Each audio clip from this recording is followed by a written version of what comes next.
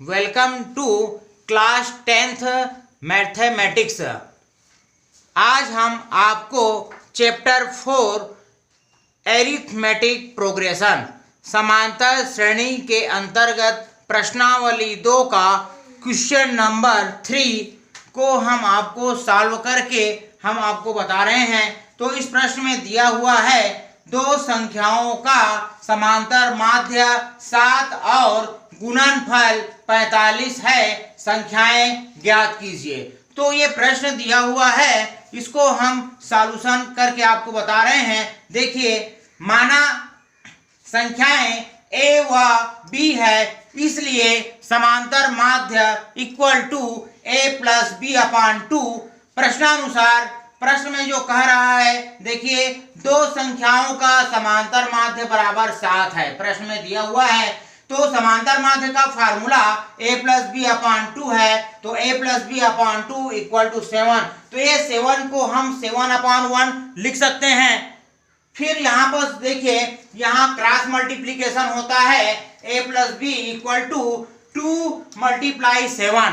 तो a plus B equal to 2 into 7 14 हो गया, इक्वेशन नंबर 1। इसके बाद फिर से प्रश्नानुसार हम देख रहे हैं, प्रश्नानुसार में दिया हुआ है कि दो संख्याओं का गुणनफल 45 है।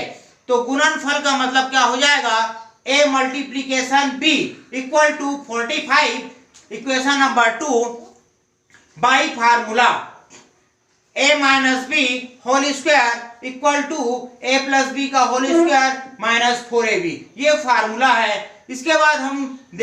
इसके बाद हम इसमें वैल्यू पुटअप कर रहे हैं। a plus B equal to 14 है and a into B equal to 45 है। दोनों की वैल्यू इस इक्वेशन में, इस फार्मूला में हम पुटअप कर देते हैं। तो ये हो गया 14 का स्क्वायर माइनस 4 इंटू 45।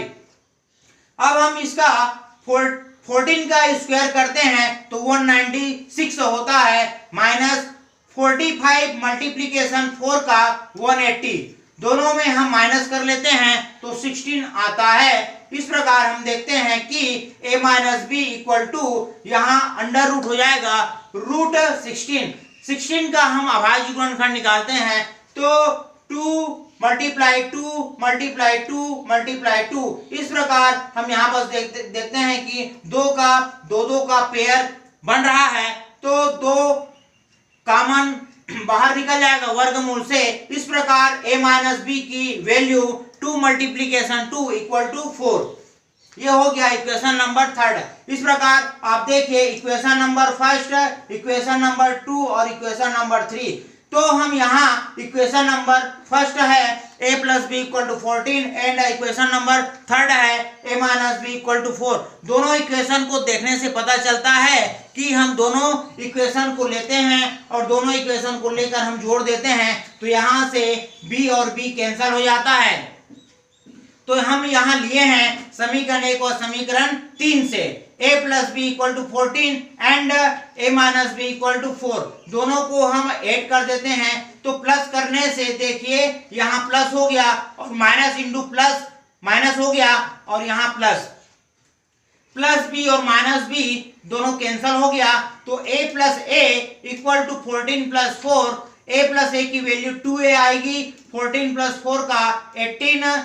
इस प्रकार a इक्वल टू यहाँ पर हम पक्षांतर कर देते हैं तो दो यहाँ गुना है वो इधर आके भाग में चला जाता है, तो 18/2। इस प्रकार a का मान 9 प्राप्त हुआ। अब हम यहाँ से a का मान समीकरण 1 में रख देते हैं। ये समीकरण 1 है, इसमें हम a का मान रख देते हैं। तो a plus B equal to 14 है, तो यहाँ से 9 प्लस बी इक्वल टू 14।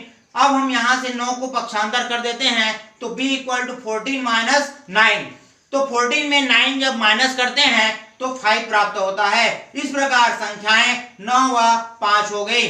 अतः हमने यहाँ जो प्रश्न दिया हुआ है प्रश्नावली 2 का क्वेश्चन नंबर 3, तो इसको हमने आपको सॉल्व करके बता दिए हैं। तो बच्चों ये जो क्वेश्चन है, अगर इसमें आपको कुछ डाउट है या कुछ पूछना है या कुछ सुझाव देना है तो हमारा मोबाइल नंबर 9993027785 में आप सुझाव दे सकते हैं। और आप सभी का हमारे इस ऑनलाइन क्लास cgschool.in में ज्वाइन होने के लिए आप सभी को बहुत बहुत धन्यवाद। Thank you.